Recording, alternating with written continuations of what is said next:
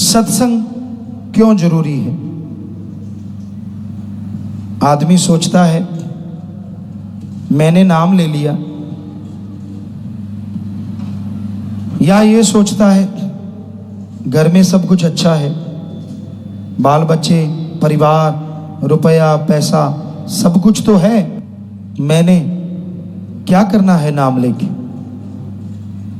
मैंने क्या करना है सत्संग सुन के। तो सत्संग में जब तक आप आते नहीं, आपको अपने आप की समझ नहीं आएगी। आप कौन हैं, कहां से आए हैं, किस लिए आए हैं। आप अल्लाह वाहिगुरु मालिक की औलाद हैं। आप जन्मों जन्मों के चक्कर में उलझी हुई जीवात्माएं हैं और आप ईश्वर का नाम जप के फिर से ईश्वर को पा सकते हैं। ईश्वर को पाने से क्या होगा?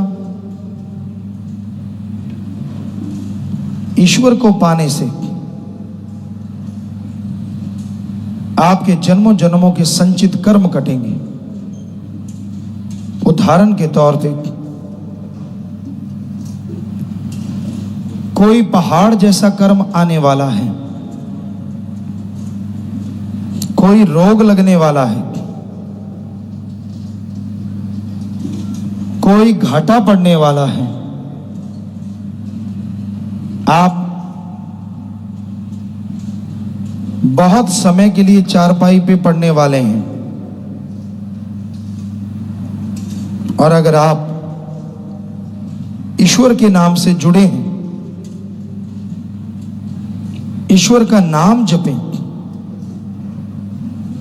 तो आपके जन्मों जन्मों की मैल उतर जाएगी। आप रोगों से मुक्त हो जाएंगे। वो रोग 6 महीने साल जो आपको चारपाई पे लेटाते, वो रोग जिन पे आपका लाखों खर्च हो जाता, सिर्फ ईश्वर की भक्ति, अल्लाह वाहिगुरु राम की भक्ति से वो कट जाएंगे। लाखों रुपए बच गए, शरीर सही सलामत। क्या इससे बड़ा कोई लाभ का सौदा हो सकता है? और सत्संग पे कोई पैसा नहीं लेते संत। सत्संग का पैसा लेते हो कि राम नाम तब देंगे अगर इतना पैसा चढ़ाओगे, मालिक फिर रहमत करेगा अगर इतना पैसा चढ़ाओगे। संत ऐसा नहीं कहते, ना ही संत लेते हैं। वो तो कहते हैं अल्लाह वाहिगुरु मालिक की भक्ति इबादत करो, आपके रोग कटेंगे, आत्मविश्वास आएगा, सफलता की सीढ़ियां आप चढ़ते चले जाएंगे। वो परमानंद मिलेगा जिसकी आपने कभी कल्पना नहीं की होगी। वो लज्जत खुशियां मिलेंगी जिनको पाके आपकी जीवन में बहार आ जाएगी, पतझड़ कभी नहीं आएगी।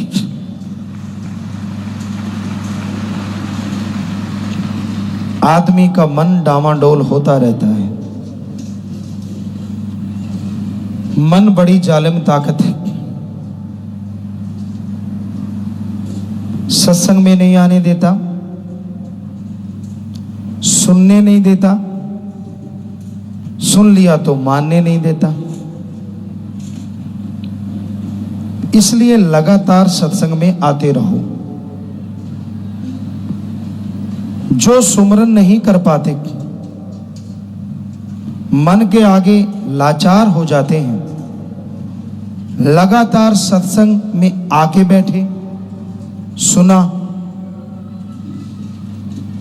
और अमल करने से जन्मों जन्मों की मैल उतर जाती है। मन के नकाब डल जाती है, मन की लगाम बढ़ जाती है, मन दौड़ता नहीं। जितनी देर सत्संग में बैठे, सेवा सुमन का फल बैठे बैठे मालिक बख्श देते हैं। दुनिया में जब आप चले जाते हो, दुनियादारी के हो जाते हो। सत्संग का एक दायरा है, वहां तक रहते हो।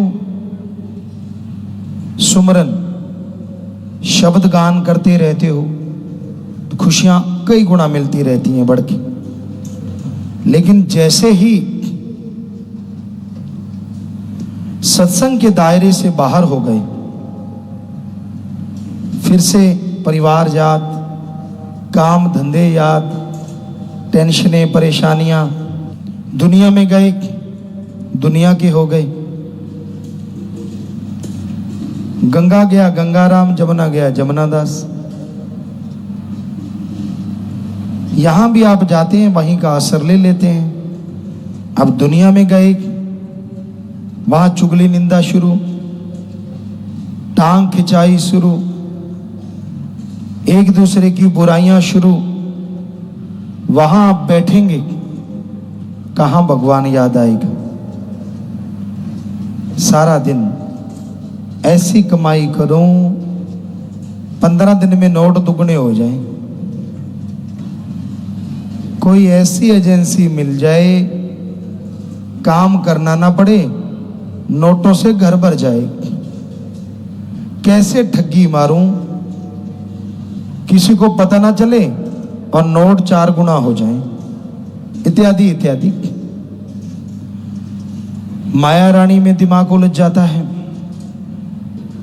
दुनिया की फजूल की बातों में दिमाग उलझ जाता है। निंदा चुगली इंसान करने लगता है, और अल्लाह वाहिगुरु राम सपने की बात हो जाती है। फिर से सत्संग में आइए, सुनोगे, फिर से सतगुरु का, मालिक का प्यार अंदर से छलांगे मारने लगेगा, आत्मा कूदने लगेगी। और जितनी आत्मा मालिक के प्यार में कूदेगी, उतना ही मन दबता जाएगा और मालिक की खुशियों से आप माला माल होते जाएंगे। इसलिए अपने अंतःकरण की सफाई करो, भावना का शुद्धिकरण करो।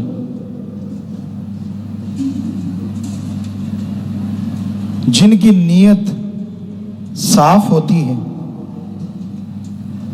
उसी को फल ज्यादा मिलता है। पेड़ में झुकने की काबिलियत जितनी ज्यादा होती है, छाया उतनी ही ठंडी ज्यादा होती है, फल उतना ही ज्यादा लगता है। अब खजूर का पेड़ झुकना नहीं जानता। पुराने टाइम में जो नस्ल होती थी, सीधा रहता है, तना हुआ रहता है, फल भी थोड़ा ही लगता है। तो ऊंचा भया तो क्या भया, जैसा पेड़ खजूर, पंथी को छाया नहीं, फल ला गए अति दूर। सो जो झुक जाते हैं, अब बेरी के पौधे को ले लो, बेरी में जब बेर आते हैं, इतना झुक जाता है, इतना झुक जाता है कि आसानी से लोग उसका फल खा लेते हैं। फिर जब फल खत्म हो जाता है, इतना ऊंचा नहीं जाता कि छाया ना हो, उसकी छाया भी बड़ी ठंडी होती है, वो झुका ही रहता है, उसकी नीयत साफ हो गई। ऐसे ही भगवान जब आपको खुशियां दे दें तो झुके रहो, दीनता नम्रता रखो, ताकि जब खुशियां ना मिलें, आपके पाप कर्म कटने हो, तो मालिक आपको पहाड़ से कंकर जैसी चुभन भी महसूस ना होने दे पहाड़ जैसे कर्म की।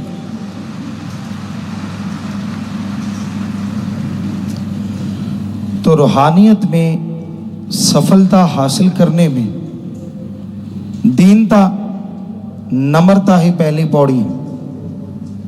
अहंकार को कोई जगह नहीं है। अहंकार को मार पड़ती है। दीनता, नम्रता डरने को नहीं कहते और हाथ जोड़ने को भी नहीं कहते। कई लोग हाथ जोड़ते हैं, मुंह से गालियां निकालते हैं।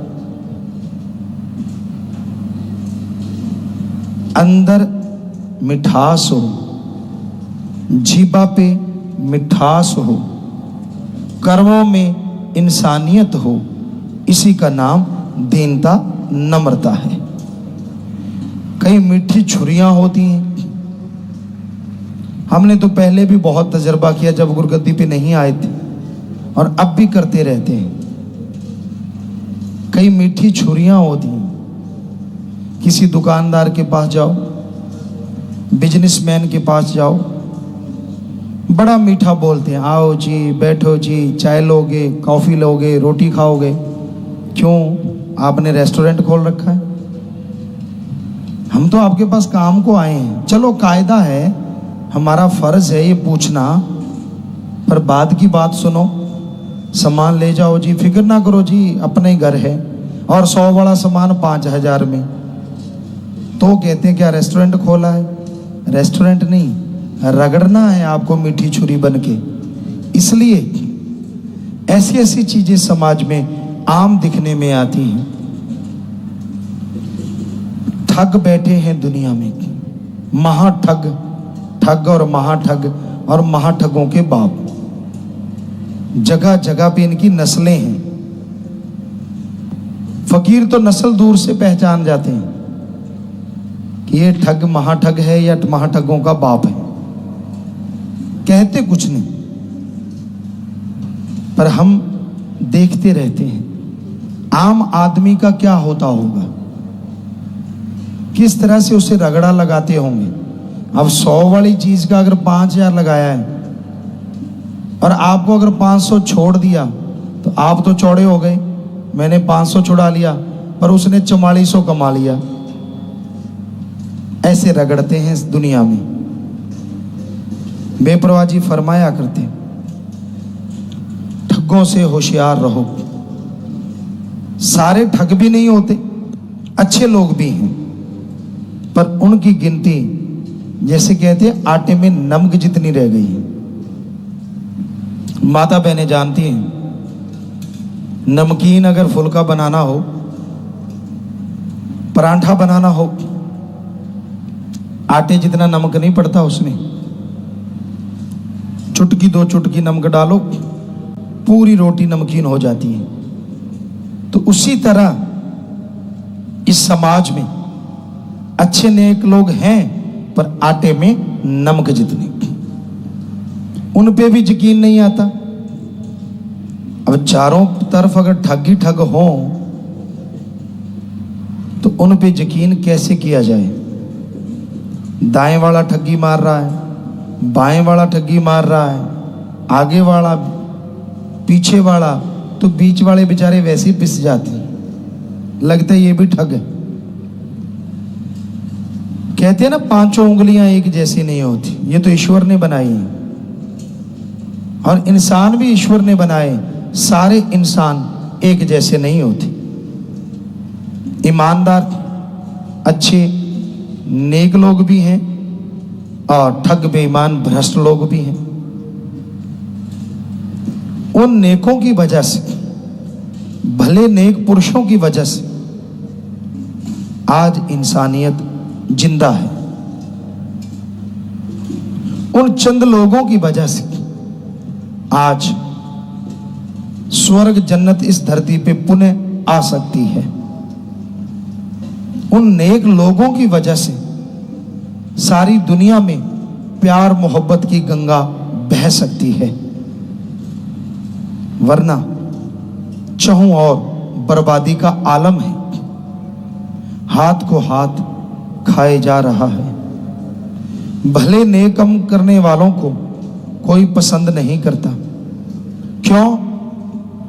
क्योंकि जो बुरों ने बुराई के तरीकों से अपने आप को बड़ा बना रखा है, कहीं भले की भलाई से बड़ापन खत्म ना हो जाए, इस डर से वो भले लोगों को आगे नहीं बढ़ने देते।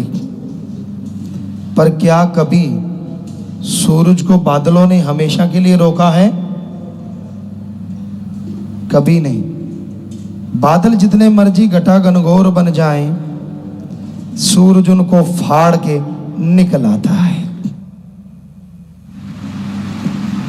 तूफान आता है, तेज हवा आती है, तिनके उड़ जाते हैं, पेड़ उखड़ जाते हैं, कई बार मकान गिर जाते हैं, पर हिमालय पर्वत जैसे पहाड़ हिला नहीं करते। एक छोटा सा दीपक, छोटा सा दिया, जिसे अल्लाह मालिक वाहिगुरु खुद रोशन कर दे, काल महाकाल का तूफान की क्या ताकत कि उसे बुझा दे, उसकी लौ को भी डगमगा नहीं सकता। तो इसलिए दृढ़ यकीन रखो, सुमरण करते रहो, वचनों के पक्के बनो, आप अपना कर्तव्य का निर्वाह करते रहो। सेवा, सिमरण, भक्ति, इबादत, वो देखेगा आपके लिए अच्छा क्या है।